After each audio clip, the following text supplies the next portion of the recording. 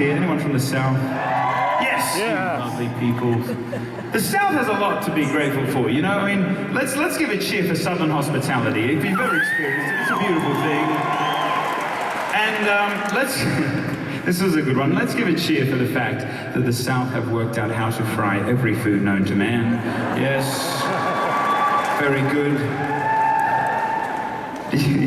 Do you ever wonder, like, how did they come up with the fried food thing? Like, I always picture two blokes out in the wilderness somewhere and like a campfire and a boiling pot of grease, and one guy unwraps a Twinkie. and he looks to the other fella very seriously and he's like, man, are you seeing what I'm seeing? and the other guy very seriously is like, do it, man. You know, and he's like, shoot, banana, yeah, fried food. I think that's how it happened, I'm not sure.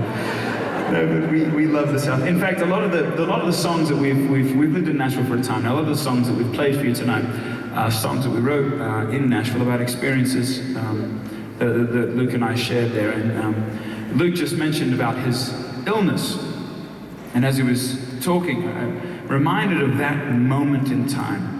It was a very polarizing moment. On one hand, I had just gotten married to the love of my life, and it was this wonderful, beautiful moment.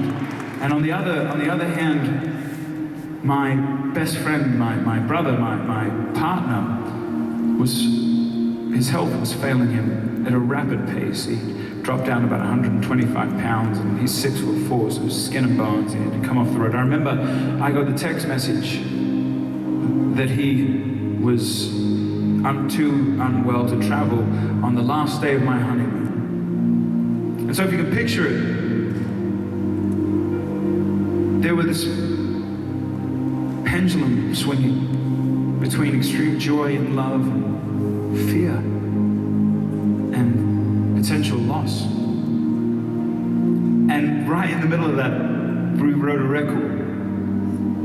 And so a lot of these songs, as I said, are from that vantage point. And we took these experiences.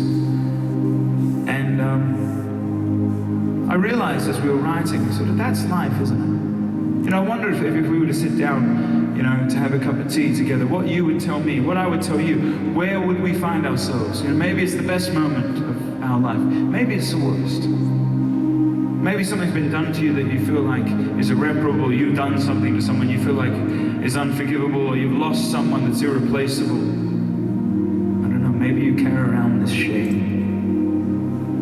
I don't know. But we want you to know one thing.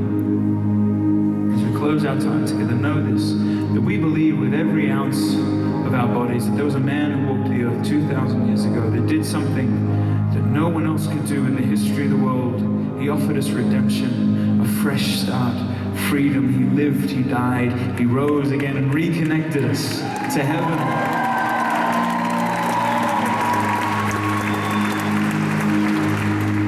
And we want to simply say this: if you don't know him, find him. Or rather, let him find you. I'm not talking about a bad church experience. I'm not talking about religion. I'm talking about Jesus Christ.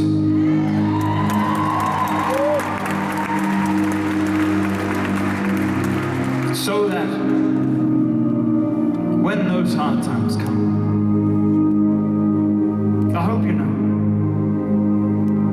that God just desperately wants to be beside you, desperately wants to walk with you, desperately wants to cry with you when you're down, wants to carry you when you can't walk on your own. That's who he is. And so may this be our benediction. As we literally, I know there's some of you here from Florida, I know there's some of you here from all over this country. As we spread over this country after this one moment in the history of the world, that this combination of people is gathered in this room,